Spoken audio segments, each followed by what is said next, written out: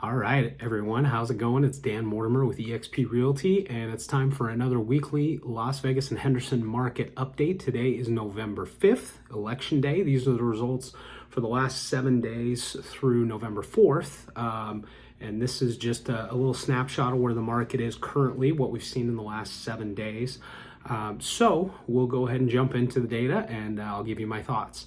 So in the last 7 days, we've seen 654 new listings that have hit the market, another 126 homes that went back on the market, a little bit lower than what we've seen the last few weeks, which is an interesting thing. We are kind of getting into what is the slower time of the year, so we may see people hold off on listing until the spring months, but yeah, it's interesting to see that number drop a little bit. As far as price decreases go, there were 462 homes in Henderson and Las Vegas that dropped their price in the last 7 days. Again, as I mentioned before, it could be $1, it could be $100,000. It's really kind of a variety, but we saw 462 price drops. And then as far as homes going under contract, we saw 206 go into under contract show status and another 331 that went into under contract no show status. So in total, about 537 homes that went under contract. So we're seeing the absorption's actually a little bit higher, even though the overall numbers on both are a little bit lower. The absorption is slightly higher than what we've seen in previous weeks, mostly because the new listing inventory has gone down a little bit. And then as far as sold homes go, we saw 538 homes that went from under contract status into sold status. So again, a really strong number considering we're in last week of October, first week of November. And then there were another 70 homes that got put in coming soon status, which means that they'll be back on them, or they will be active on the market in the next 30 days or less. So as it stands right now, active listings, what we're looking at for our market, there are 6,062 roughly single family homes that are active on the market, another 1,171 condos, and then 712 townhomes as well. So like I said at kind of the beginning here, we're seeing all the numbers kind of decline a little bit. I think it's kind of confirmation, especially with the new listings and the properties going under contract. I think, for better or worse, this election's kind of consumed a lot of people's minds. And it's not necessarily a good thing or a bad thing. It just means that people are not necessarily thinking about buying or selling their home necessarily. Sellers are obviously thinking about it if their home is on the market, but buyers and sellers are a little bit distracted. We also had a holiday last week, Halloween. So sometimes you'll see people, they're not as active, they're not shopping, they're taking the kids out trick-or-treating, or they've got other events and parties and things like that going on. So it's not always top of mind, which is probably why we're seeing the active listings and the under contract numbers that are a little bit reduced. And we may see that continue to reduce as we get closer to the end of the year, as overall activity just kind of slows down.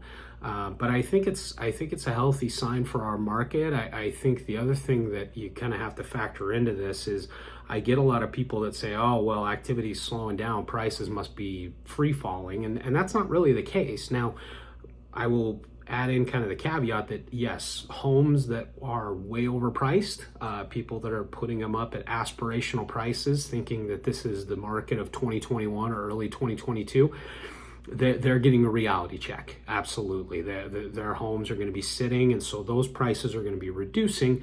But if you look at the median sale price for any property type, I know I put out a video on Instagram a few weeks ago that condos and townhomes, they've hit all-time price highs. Single family homes, they're just underneath all-time price highs. So it's not like we're seeing the home values free fall or anything like that. It's more prices are dropping on some of these homes because they just overpriced them to begin with, and they weren't in touch with the reality of our current market. So it's actually a pretty healthy market. I think a lot of people overreact when they see how things are behaving now, because either they lack some historical context, or we've just been so spoiled by how crazy things were at the beginning of this decade that people don't remember what a healthy market looks like. To me, this looks like a pretty healthy market. Sellers have a little bit of give and take with buyers. It's not a white hot seller's market anymore. It's a little more balanced. So, it allows buyers and sellers to come together, come to terms. There's a little bit more leverage on the buyer side, which is a good thing. We want more people buying homes because that means that people are building up equity. They get help with their closing costs. They get a little bit more reasonable price rather than having to compete against dozens and dozens of other buyers, cash buyers, investors, these hedge funds that are buying up homes. So to me, it's kind of a healthy market. And for people that are in a position to buy, it's a good opportunity to take advantage of, because at some point we will likely see this go away and we'll see the competition pick up. And for sellers that are looking to sell, I mentioned it before, people that are selling and then either trading up, trading down, moving across town, whatever that may be. This is a great market to do it in. You may say, well, why would I want to do that when my house may not sell for as much as I want, or I'm going to have to cover some of my buyer's fees. And really, you have to think about both sides of the transaction. Yes, you're going to have to concede some things to your potential buyer, but on the other side of it, you're going to be working with a seller that's much more willing to work with you.